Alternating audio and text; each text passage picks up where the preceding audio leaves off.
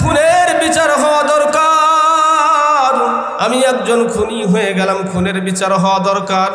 এখন শিক্ষা অর্জন হয়েছে, ভয় আসছে, আল্লাহর ডর ভয় আসছে।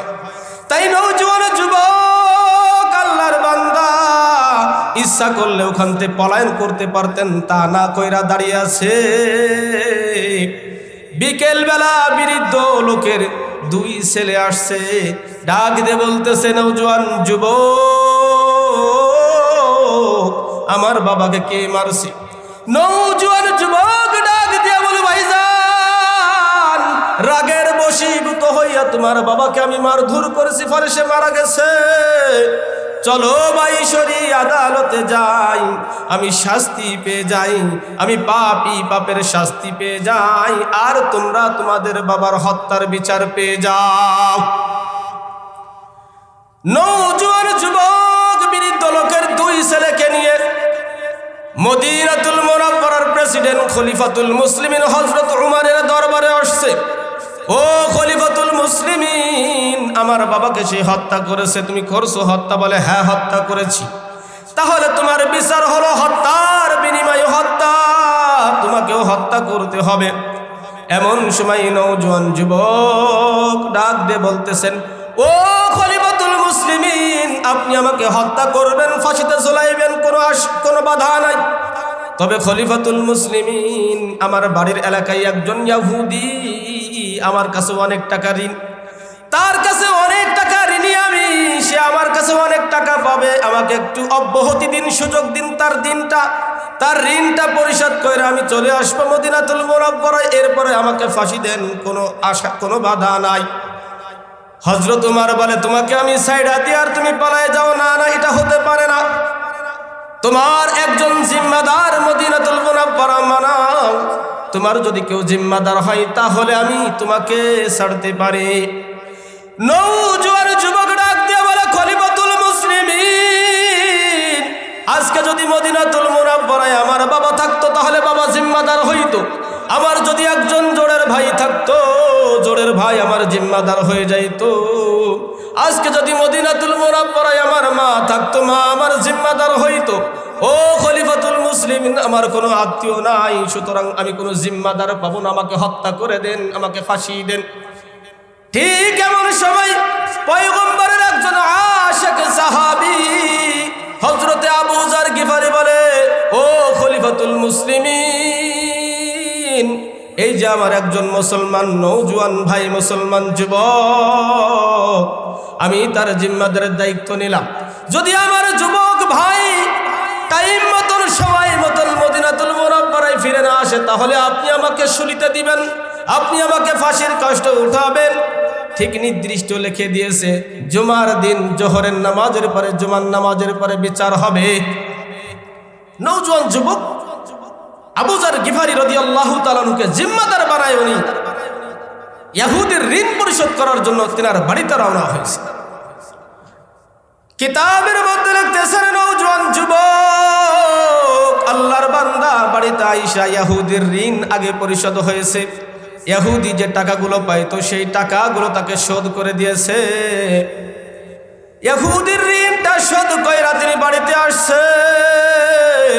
বাড়িতে আইসা সুন্দর করে একটা ঘোড়াকে সাজাইছে, সুসজ্জিত করেছে, তেজের রফতার খুব দ্রুতগামী একটা ঘোড়াকে সুন্দর করে সাজাইছে। এখন তিনি পূত পবিত্র হওয়ার জন্য মদিনাতুল মুনাওয়ারায় রওনা দিবেন। তাই বাবাকে ডাইকা বলে, বাবা গো বাবা, তোমার ছেলে মদিনাতুল মুনাওয়ারায় পূত পবিত্র হইতে যাইতেছে, বাবা ও বাবা, আপনার বুকটা একটু দেন বাবা, শেষবারের জন্য আপনার বুকের সাথে বুকটা লাগা যায় বাবা। হয়তো আর জীবনে কোনোদিন আপনার সঙ্গে আমার সাক্ষাৎ হবে না, হয়তো কোনোদিন আর আপনার সঙ্গে আমার দেখা হবে না। নওজোয়ান যুবক মার কাছে এসে বলতেছে, মা গো মা, ও মা, দেন দেন মা, শেষবারের লুকমাটা একটু খাওয়ায় দেন। সারা জীবন ধরে মা তুমি আমার খেদমত করলাম, কিন্তু তোমার কোনো খেদমত আমি করতে পারলাম না মা। ও মা দুধের দাবিটা সাইডা দিও মা, আমি মদিনাতুল মুনাব্বারায় পবিত্র হইতে চললাম। আমার ভাইয়েরা, আমি যে আয়াতে কারিমা আপনাদের সম্মুখে তেলাওয়াত করেছি, এই আয়াতের মধ্যে আল্লাহ তাআলা প্রথমত 3টা কাজের আদেশ করেছেন। আল্লাহ পাক রব্বুল আলামিন বলেন, ইন্নামা ইয়া'মুরু বিল আদলি ওয়াল ইহসান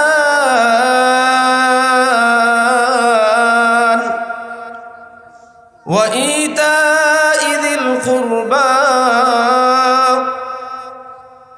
ঐশী বাণী মহাগ্রন্থ কোরআনে পাকের মধ্যে আল্লাহ তাআলা ইরশাদ করে বলেন, ইন্নামা ইয়া'মুরু বিল আদল, আল্লাহ তাআলার আদেশ ইনসাফ করবা, ইনসাফ করবা,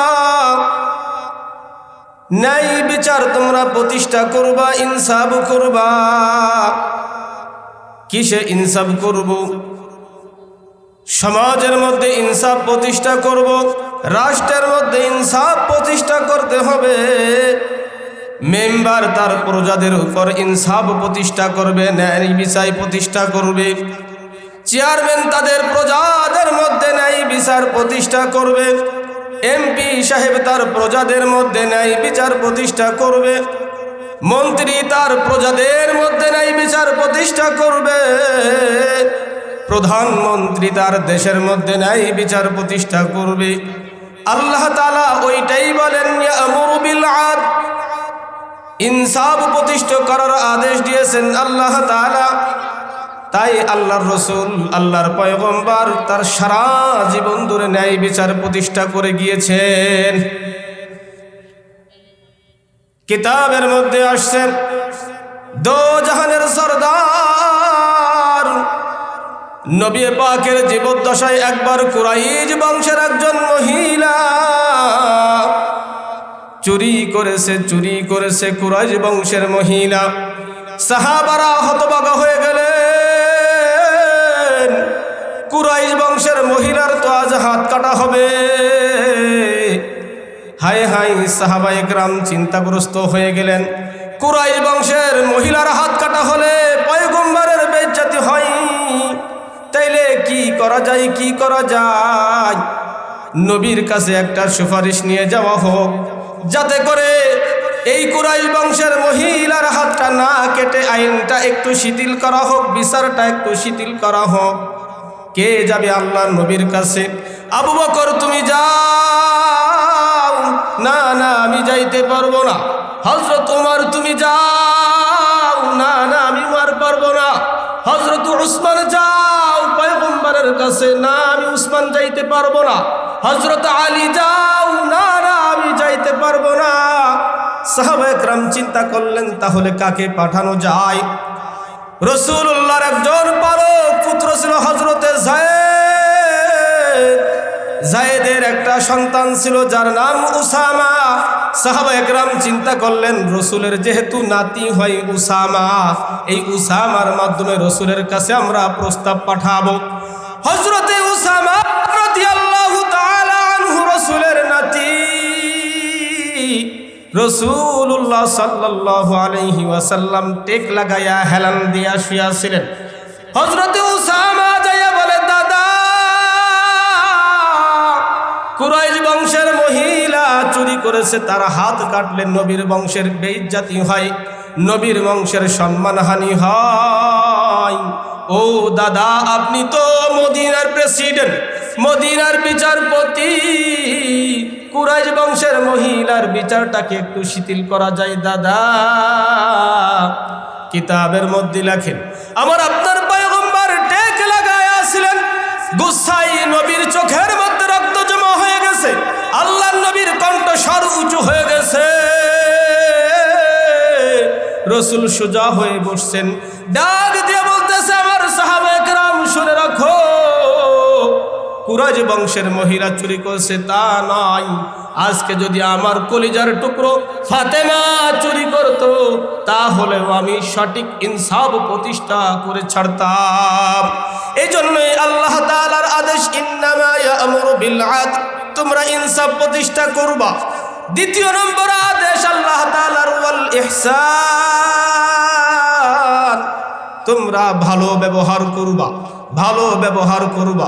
মুসলমানে মুসলমানে দেখা হইলে সালাম দিবা। মুসলমানে মুসলমানে কোনো কাটাকাটি নাই, দাঙ্গা হাঙ্গামা নাই, কোনো মারামারি নাই, কোনো গাঞ্জাম ফাসাদ নাই। এক মুসলমান আরেক মুসলমানের সাথে সাক্ষাৎ হইলে সালাম দিবা, আসসালামু আলাইকুম ওয়া রাহমাতুল্লাহ। ভাইজান, আপনি ভালো আছেননি? আপনার শরীরটা ভালো আছেনি? আপনি কেমন আছেন? এটা হলো মুসলমানের আখলাক, ভালো ব্যবহার করা। খলিফাতুল মুসলিমের হযরত উমরের ঘটনাটা মনে পড়ে যায়। মদিনার বিচারপতি, মদিনার খলিফা হযরত উমরে ফারুকের জামানার কাহিনী ঘটনা। একজন নওজোয়ান যুবক, তার বাড়িটা মদিনাতুল মুনাওয়ারা থেকে 350 কিলোমিটার দূরে। নওজোয়ান যুবক ওইখান থেকে উটের পিঠে সফর কইরা, মরুভূমিগুলো সফর কইরা, পাহাড়ের টেলাগুলো সফর কইরা কইরা আল্লাহর বান্দা নওজোয়ান যুবক মদিনার দিকে আসছে। রাত ভরে সফর করছে। সেহেরের টাইম যখন হয়েছে, ফজরের নামাজটা পড়া আল্লাহর বান্দা নওজোয়ান যুবক ঘুমিয়ে গেছেন। সকালবেলা যখন সূর্য হয়ে উঠছে, উটটাকে বেঁধে রাখছেন সাধারণভাবে। ঘুম থেকে উঠার পরে দেখতেছে উট আর পায় না। হাই হাই, মরুভূমিতে আমি কোথায় কিভাবে যাব? আমার গন্তব্য এখনো অনেক দূরে, উট চলে গেল কোথায়? উটটা তালাশ করে পায় না। নওজোয়ান যুবক উট তালাশ করতেছে, হয়রান হয়ে গেছে, কোথায় গেল উটটা? তালাশ করতে করতে যায় দেখতেছে একটা খেজুরের বাগান। উটটা মরা, উট পড়ে আছে। পাশে একটা বৃদ্ধ লোককে দেখা যায়। নওজোয়ান ডাক দিয়ে বলে, চাচা যান, উটটাকে কে মারছে? বৃদ্ধ লোকটা বলতেছে, নওজোয়ান যুবক, আমার এই খেজুর গাছগুলো ভেঙে ফেলেছে তোমার উট, তাই আমি উটটা মেরে ফেলেছি। নওজোয়ান যুবক খুব বাহাদুর ছিলেন, শক্তিশালী ছিলেন, সুঠাম ছিলেন। রাগ হয়ে গেছে, বৃদ্ধ মানুষ আমার উটটা কেন মারলো? নওজোয়ান যুবক বৃদ্ধ লোক, বৃদ্ধ চাচাকে মারপিট করেছে, ফলে বৃদ্ধ লোকটাও মারা গেছে। কিন্তু সাহাবায়ে ইকরামের জামানার মানুষ, যখন বৃদ্ধ লোকটা মারা গেছে, নওজোয়ান যুবক মনে করতেছে, হাই হাই, আমি কি করলাম, কি করলাম? আমার তো সাধারণ একটা উট মারা গেছে, তার বিনিময়ে কেন আমি একটা বৃদ্ধ লোকের জীবন শেষ করে দিলাম? আমি একজন খুনি, তাহলে তো খুনের বিচার হওয়া দরকার। আমি একজন খুনি হয়ে গেলাম, খুনের বিচার হওয়া দরকার। এখন শিক্ষা অর্জন হয়েছে, ভয় আসছে, আল্লাহর ডর ভয় আসছে। তাই নওজোয়ান যুবক, আল্লাহর বান্দা, ইচ্ছা করলে ওখান থেকে পলায়ন করতে পারতেন, তা না কইরা দাঁড়িয়ে আছে। বিকেল বেলা বৃদ্ধ লোকের 2 ছেলে আসছে, ডাক দিয়ে বলতেছে, নওজোয়ান যুবক, আমার বাবাকে কে মারছে? নওজোয়ান যুবক ডাক দিয়ে বলে, ভাইজান, রাগের বশীভূত হইয়া তোমার বাবাকে আমি মারধর করেছি, ফলে সে মারা গেছে।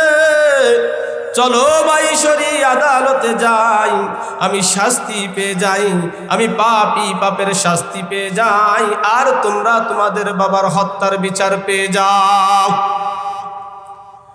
নওজোয়ান যুবক বৃদ্ধ লোকের 2 ছেলেকে নিয়ে মদিনাতুল মুনাওয়ারার প্রেসিডেন্ট খলিফাতুল মুসলিমিন হযরত উমরের দরবারে আসছে।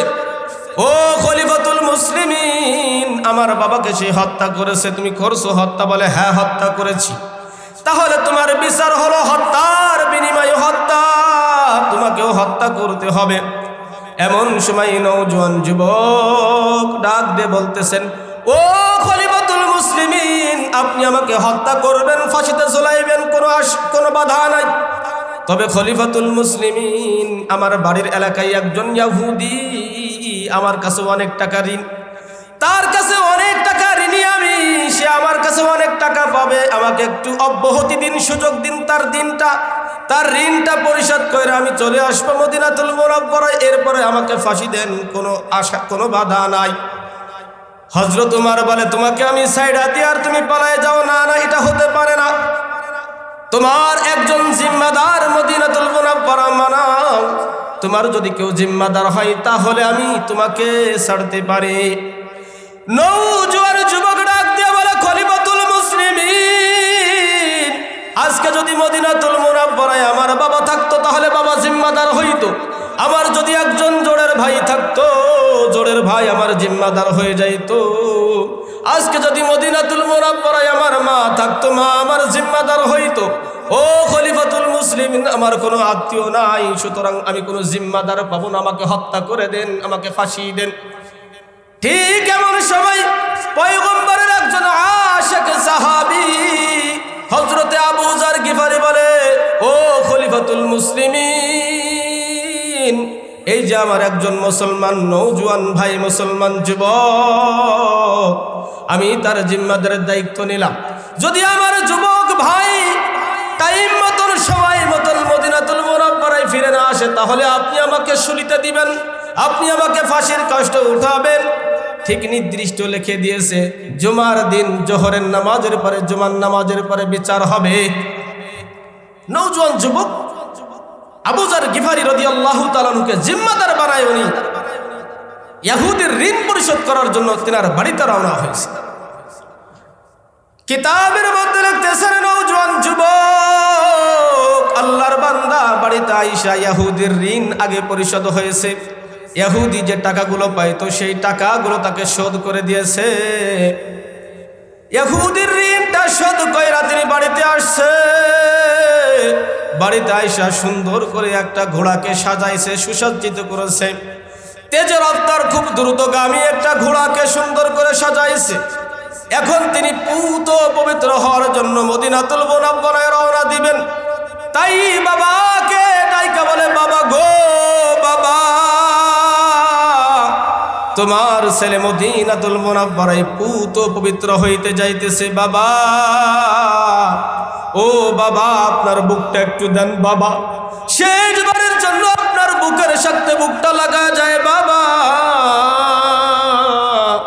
হয়তো আর জীবনে কোনোদিন আপনার সঙ্গে আমার সাক্ষাৎ হবে না, হয়তো কোনোদিন আর আপনার সঙ্গে আমার দেখা হবে না। নওজোয়ান যুবক মার কাছে এসে বলতেছে, মা গো মা, ও মা, দেন দেন মা, শেষবারের লুকমাটা একটু খাওয়ায় দেন। সারা জীবন ধরে মা তুমি আমার খেদমত করলাম মা, কিন্তু তোমার কোনো খেদমত আমি করতে পারলাম না মা। ও মা, দুধের দাবিটা সাইডা দিও মা, আমি মদিনাতুল মুনাওয়ারায় পবিত্র হইতে চললাম। নওজোয়ান যুবক মদিনাতুল মুনাওয়ারায় রওনা হয়েছেন পূত পবিত্র হওয়ার জন্য। এদিকে ঠিক টাইম জুমার দিন হয়ে গেছে। খলিফাতুল মুসলিমিন হযরত উমর জুমার নামাজ পড়ায় দিয়েছেন, কিন্তু নওজোয়ান যুবক এখনো আইসে পারে নাই। হযরত ওমর ডাক দিয়ে বলতেছে, আবু যার, তোমার নওজোয়ান যুবক ভাই যেহেতু এখনো পৌঁছায় নাই, তাই নওজোয়ান যুবকের স্থানে তোমাকে আমি ফাঁসির কাষ্ঠে উঠাবো। খলিফাতুল মুসলিমিন হযরত উমর জল্লাদকে ডাক দিয়ে বলে, জল্লাদ, হযরতে আবু যার গিফারিকে ফাঁসির কাষ্ঠে উঠানো হোক জল্লাদ। এই সংবাদটা যখন মদিনাতুল মুনাওয়ারায় অলি গলিতে পৌঁছায় গেছে, গোটা মদিনার মধ্যে কান্নার রোল পড়ে গেছে। হায় হায় হায়, একজন দোষী লোকের জায়গায় একজন পূত পবিত্র মানুষ, জান্নাতি মানুষ, রাসূলের একজন সাহাবী আবু যারকে আজকে ফাঁসির কাষ্ঠে উঠানো হবে। পুরা মদিনার মধ্যে কান্নার রোল পড়ে গেছে। তারপরও করার কিছু নাই। হযরত উমর ডাকে দিয়ে বলতেছে, জল্লাদ, তুমি ফাঁসি কার্যকর করো। জল্লাদের চোখ দিয়ে শিলা বৃষ্টির নাই পানি গড়ায় পড়তেছে। একজন আসামির জায়গায় একজন জান্নাতি মানুষকে তিনি ফাঁসি কার্যকর করবেন, তিনি এটা পারতেছেন না। জল্লাদ সামনের দিক এক পাও অগ্রসর, হয়তো দুই পাও পিছিয়ে যায়। ঠিক এমন সময় একজন বলতেছে, ও খলিফাতুল মুসলিমিন, একটু বিলম্ব করেন, দেখেন ওই যে মদিনার ধুলোবালি উড়াইয়া কে যেন আসতেছে খলিফা। বিলম্ব করা হলো, দেরি করা হলো। নওজোয়ান যুবক খলিফাতুল মুসলিমিনকে সালাম দিয়ে বলতেছে, খলিফাতুল মুসলিমিন, রাস্তায় ঘোড়ার জিনপোস্টটা ভাঙ্গা গেছিল, এই জন্য নির্দিষ্ট টাইমের মধ্যে আসতে পারি নাই, আমাকে মাফ করুন খলিফা। ও খলিফাতুল মুসলিমিন, ফাঁসির ওই কাষ্ঠ থেকে আমার ভাই আবু জার গিফারিকে নামায়া দেন, আমার ভাই আবু জার গিফারিকে নামায়া দেন। আর ওইখানে আমি যুবককে উঠায়া দিয়া তাদের দুই সন্তানের বাবার হত্যার বিচারটা তাদেরকে বুঝিয়া দেন। ও মুসলমান আল্লাহর গোলাম, নওজোয়ান যুবককে যখন ফাঁসির জন্য উঠানো হয়েছে, ঠিক এমন সময় আরো দুইজন ওই বৃদ্ধ লোকের দুই সন্তান ডাক দিয়ে বলতেছে, খলিফাতুল মুসলিমিন হযরত উমর, না না, ফাঁসি আর দেওয়া লাগবে না, আমার ভাই নওজোয়ান যুবককে ওখান থেকে নামায়া দেন, বুকে জড়াইয়া আপন ভাই বানাইয়া বাড়ি নিয়ে যায়, এটাই হলো ইহসান। তাই আল্লাহ তাআলা বলেন, ইন্নামা ইয়া'মুরু বিল আদলি ওয়াল ইহসান, তুমি ইনসাফ প্রতিষ্ঠা করবা, তুমি মানুষের সঙ্গে ভালো ব্যবহার করবা, ইহসান করবা। এই জন্যই আল্লাহর হাবিব বলেন, আল মুসলিমু আখুল মুসলিম, এক মুসলমান আর এক মুসলমানের ভাই। এটা প্র্যাকটিক্যাল ফিল্ডে রসুলের সাহাবী হযরতে আবু জার গিফারি দেখা গিয়েছেন। আমাদেরকেও ইহসান, যে ভালো ব্যবহার, এটাও সমাজে প্রতিষ্ঠা করে আমাদেরকে দেখাইতে হবে। আল্লাহ তাআলা আমাদের প্রত্যেককে সঠিক বিচার, ন্যায় বিচার এবং মানুষের সঙ্গে সৎ ব্যবহার, ভালো ব্যবহার করার তৌফিক দান করেন। সবাই বলি আমিন। ওয়া আখিরি দাওয়ানা আনিল হামদুলিল্লাহি রাব্বিল আলামিন। আসসালামু আলাইকুম।